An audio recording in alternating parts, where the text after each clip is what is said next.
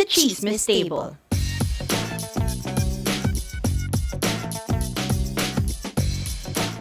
Hi everyone, I am Pia and we have something a little bit different for you today. I am currently in Florida and I'm staying with my boyfriend and finally not LDR, at least for a little while. No, we're not getting married. All I'm doing is taking advantage of the work from home situation in the country, in our country rather. But today, I know a lot of people are very confused about the many guidelines and restrictions that our government has imposed because of the coronavirus. There's really no one place for you to understand everything that they need because there are so many variables and there's so many versions of it. So I will walk you through what I did because I was able to leave Manila, traveled on a tourist visa with on a non-essential trip, and I was able to enter the U.S. So I entered America via Detroit with my final destination as Florida. I'll walk you through what I did and what I experienced because if you think that getting out of Manila is difficult, wait until you get to America. And it was almost a nightmare. But I will tell you about that later on when I actually get to the part that I enter America. Um, I am not a vlogger, so I do have footage, but I keep forgetting to take them, and they suck. So I will be talking over most of the footage, and most of this video will be just me talking to you. I hope you don't, you know, get tired of my face and my voice. But I'll still show you all that footage, and I will put all the links to everything that I used for this trip in the description in the order of how I say it in the video. All right, so let's begin. Before you go, know that you will spend a lot more than usual, obviously. I spent 6,000 on my swab test, that's through Medical City, and my insurance was around $250. What is that? 15,000? Oh, I don't know. $250 at or a little bit more. I can't remember exactly, but around that amount. The most important thing is for you to check your airline and your either destination country or transit country. Okay, I see a lot of comments asking, how about Korea? How about this airline? How about that? Do I need a COVID? Do I not need a? Shut up.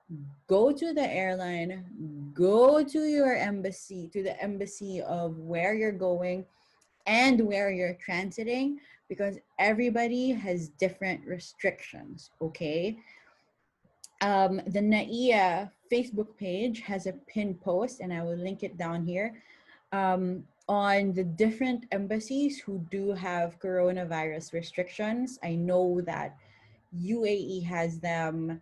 I think Japan and Singapore have restrictions. I transited through Korea.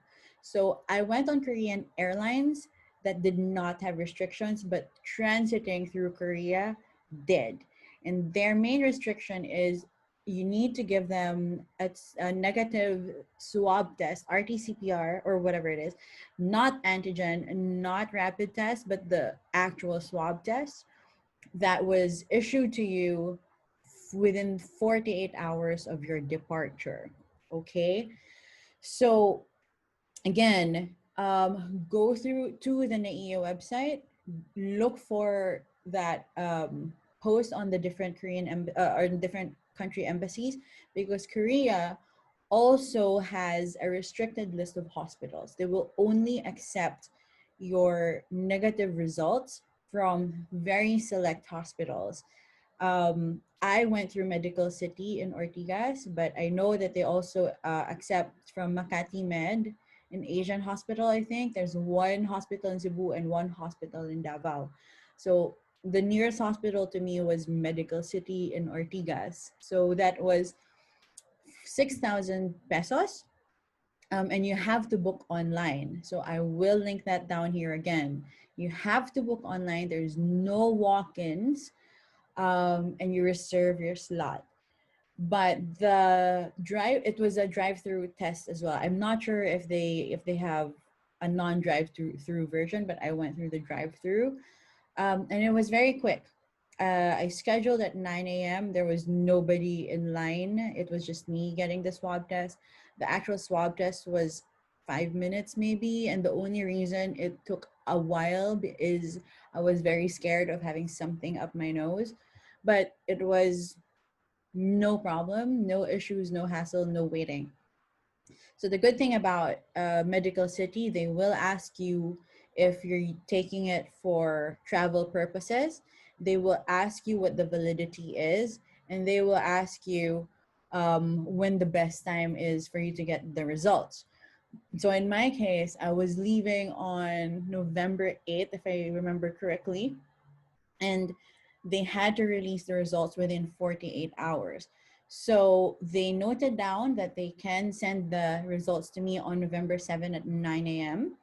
And they did. So it was very prompt. They sent it via email, and make sure that you ask them to send it to you at least a day before your flight, because you will need a hard copy. I emailed the Korean embassy if an email version is enough for them, and they said no. They need the physical copy, so you need to print it out and bring it to you in the airport, right?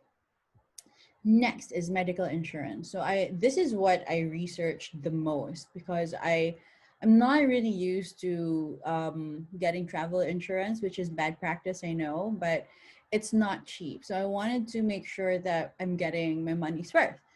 So I went through so many, and in the Philippines there aren't a lot, but there are two that I found: Malayan Insurance and Star Insurance, I think. I can't remember exactly, but it doesn't matter, because do not get them. Do not get them. Okay, they are a lot more expensive than international insurers, and then their coverage sucks.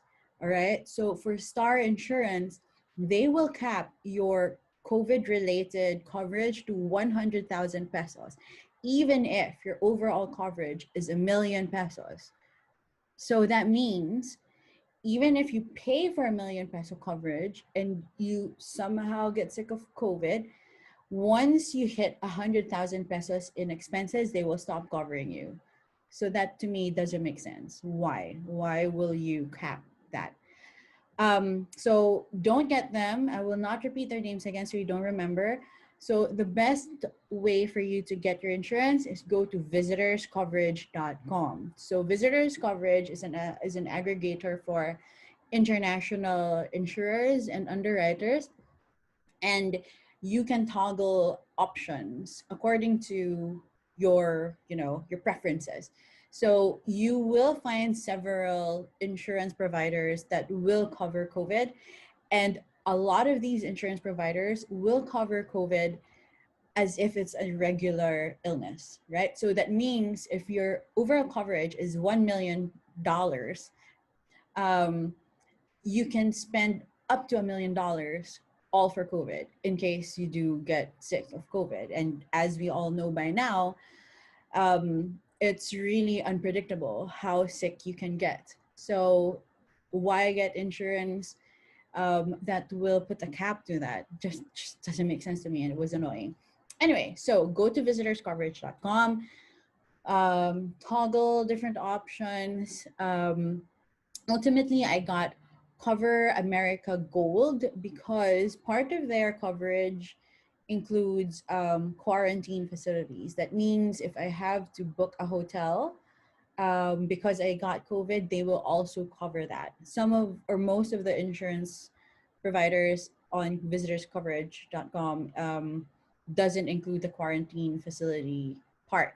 So Cover America Gold is a little bit more expensive, but I feel that it's worth it if I ever do get coronavirus. And hopefully, and luckily, I'm still COVID free. I think I'm 2 months, or I know 2 weeks or 3 weeks in America, in the in a state where they seem to not care about coronavirus. Therefore, they have one of the highest cases, but that's another thing altogether. Um, right. So, Cover America, what is it? Cover America Gold. Even if they have amazing COVID coverage, um, ended up cheaper than Malayan Insurance and Star Insurance. And my coverage was a little expensive because they had to cover for 150 days, right? So you don't need, if you're not spending 150 days wherever you're going, then obviously it's going to go down. But another tip that I can give you is bump up your copay. Is that what it's called? But yeah, I think it's copay, to as high as you can afford. Because in my opinion, insurance is to cover your emergencies, right? It's not to cover for your normal doctor visits or checkups. So um, if you obviously increase your copay, that then decreases your premium, and then it becomes a little bit more affordable for you. And those are the two most important documents that you need to bring with you, aside from your visa, if your country of destination is requires visas. But those are the two most important things that you need to bring. Next, arriving at NAIA, I was at Terminal 1 via Korean Air. Don't bother to go too early. I was very eager, thinking that there are a lot of obstacles to get through. There are none. Okay, so just go whenever your check-in counter opens. Actually, Korean Air check-in counter opened an hour later than they're supposed to, but it doesn't matter. There's barely anyone in the airport. People will line up a lot earlier too, but again, it doesn't matter because there aren't a lot of flyers. So even if the line looks a little long, it's just gonna go through very quickly. Face shield and face masks are a must. I don't care what you feel about, I don't care about how you feel about them. And NAIA doesn't care about how you feel about them. The point is, if you don't have both, you are not going to get into NAIA. At the check-in, they will hold your luggage at the counter because they don't know if you will be able to get through immigration. So once you get to the boarding gate and once the boarding starts, then they will check the names of those who are boarding the plane, and then that's the only time they will load your bags. And don't worry about that. Korean Air charged for essential fee. I don't know what it is. It was 500 pesos. There was no receipt. He didn't explain what it was for either. So it might be a donation. I don't really care anymore. Plus the travel tax.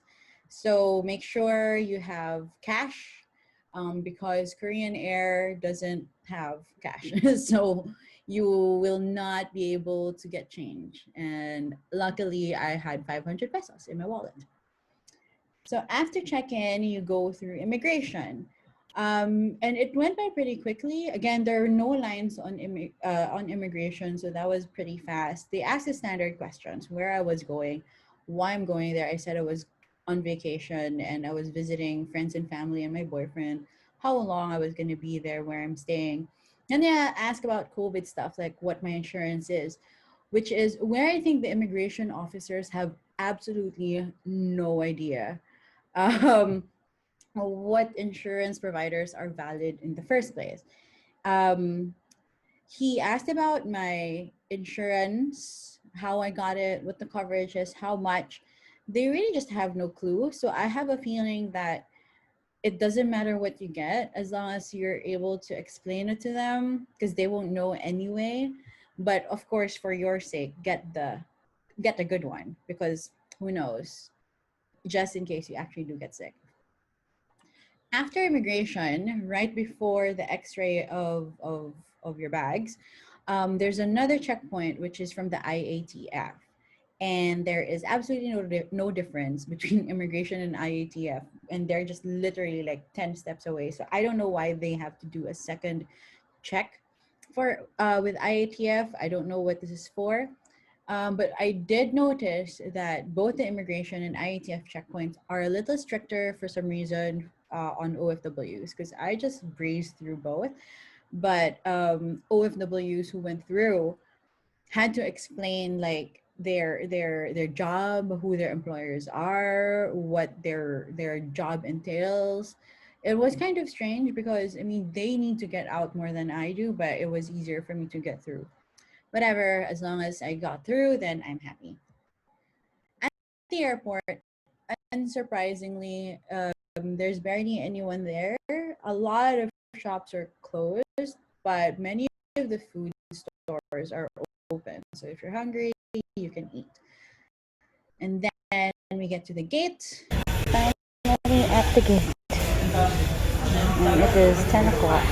So the whole process from waiting in line to check in and immigration took around an hour and a half.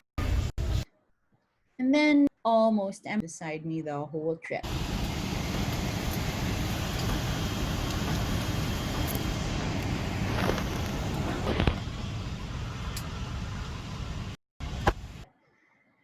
This is a leveled up video on Korean Air. I'm not sure if this is BTS, but isn't that great?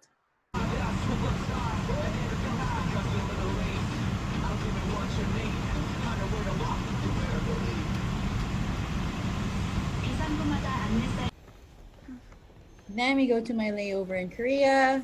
No people as well. Empty airport. And then I'm on my flight to Detroit via Delta. So it's a code share flight with Korean Air. There's a bit more people on the Delta flight than the Korean Air flight, but still no people on my row, and I was lying down the whole time. This was a 14-hour leg. And then I land in Detroit, and this is where the nightmare. No, not really. I feel like I'm still traumatized about it. So I go through immigration, and I expected several questions because it is 5 months and it is a pandemic. So I expected them to ask many whys, which I answered. And then when the immigration officer was done, he handed my passport to another officer and asked me to follow that officer. And by then, it still didn't occur to me what was happening until I saw the room. And you know how in movies when they block off criminals at immigration and then they send them to another room with a passcode. That's the room that I was sent to. So the lady put in her passcode. She asked me to go in, and it was border control. So I have been to America many times, but this is the first time that I was ever questioned and I was ever asked to go into border control. So I was the first one there, and then next came a Korean lady, and lastly came a Korean pair of men. One was old, one was young. I have no idea what they were there for, but the Korean lady seemed like she was also there to visit her boyfriend. So I was there just waiting, and I could see the officer flipping through my passport over and over, and then looking at his computer. And eventually he called up another guy and he's like, look at this. Have you ever seen anything like this? And I'm like, what the heck is happening? And then eventually he asked if I was ever a citizen of Portugal, which I was never. And I was getting worried about, was it identity theft or whatever? And I was texting Tom about it. And there are signs all over that says don't use your phone, and quick tip, do not use your phone, and you will know why very soon. So I was texting Tom telling him that I was in border control. I don't know if I had like identity theft, and I was very getting very scared. And so finally the officer called me up and started asking me a lot of questions, and he was being very stern, I would say. He wasn't rude, but he was definitely trying to intimidate me. But luckily for me, I'm used to intimidation. So I just answered like I would answer anybody. Um, and the entire questioning felt like it lasted maybe an hour. definitely an hour, because when I went out finally, there was, all the gates were closed again. But luckily, my layover was 4 hours, thank God. So he was asking me about a lot of my history, essentially.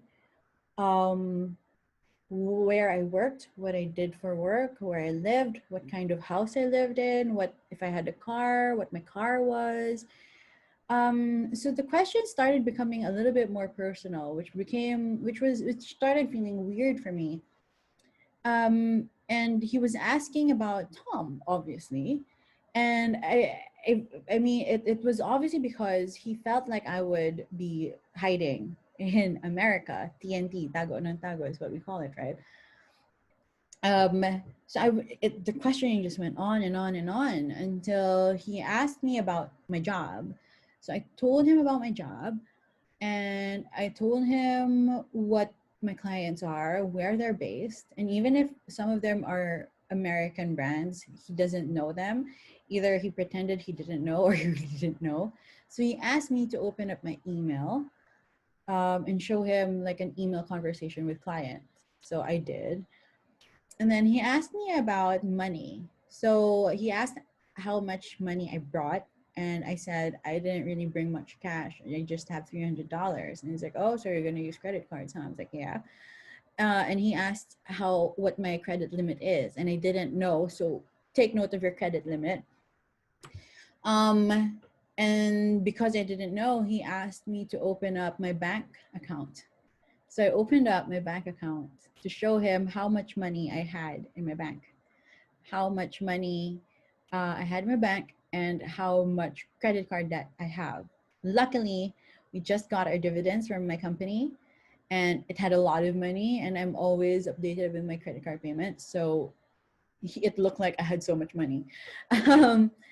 But it didn't end there. He asked what or how I communicate with Tom, and I said through Facebook Messenger. So he gave me a piece of paper. I didn't really read everything on it. He didn't give me the chance to do so either. But it was essentially me saying I will give up my rights to my phone in the name of national security. So I handed him my phone. He went through it and went straight from Messenger and read every single thing on that Messenger, read my messages with Tom. So this is why I told you, do not use your phone, because in that conversation with Tom, I was talking about them, the officers. Luckily, I didn't say anything bad. But yeah, so they will see it. So he was just going through the messages. I don't know how far back he looked, but it was pretty crazy and weird. And he wasn't talking to me at all. And he was just going through it. He would laugh sometimes. He would ask questions based on what Tom and I talk about. And then in the end, he's like, okay, I am convinced that you are here legitimately and you are not here to do anything illegal. Like, okay. Um, so after that, he was pretty nice. He did explain a lot of things. Ultimately, that experience was because of history, according to him. And history meaning there are a lot of people, Filipinos especially, who try to enter America and never leave, try to stay illegally. And we can't deny that. That is absolutely true. I do have relatives who did that. So they're becoming very strict. I don't know if it's a Trump thing or it's a pandemic thing or because I'm there for 5 months or maybe all of the above.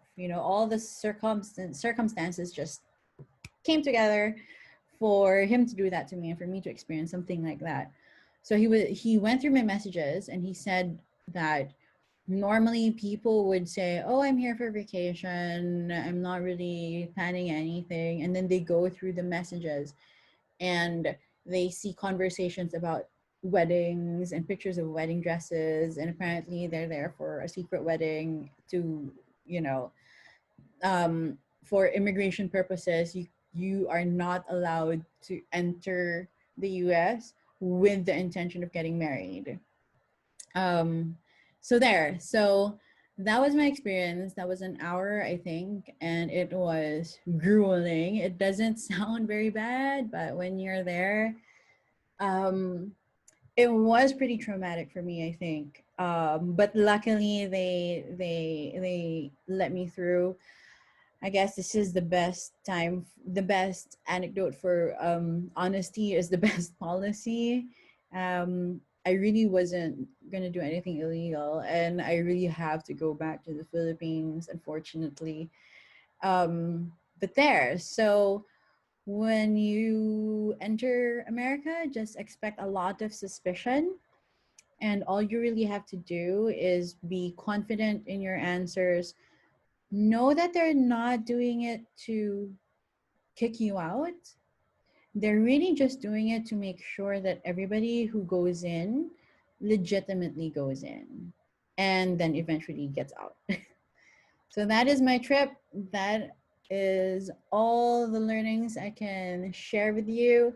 If you have any more questions and if you have any experiences similar to mine, just leave your comments. I will get to it if I know the answer, or you can send me a message.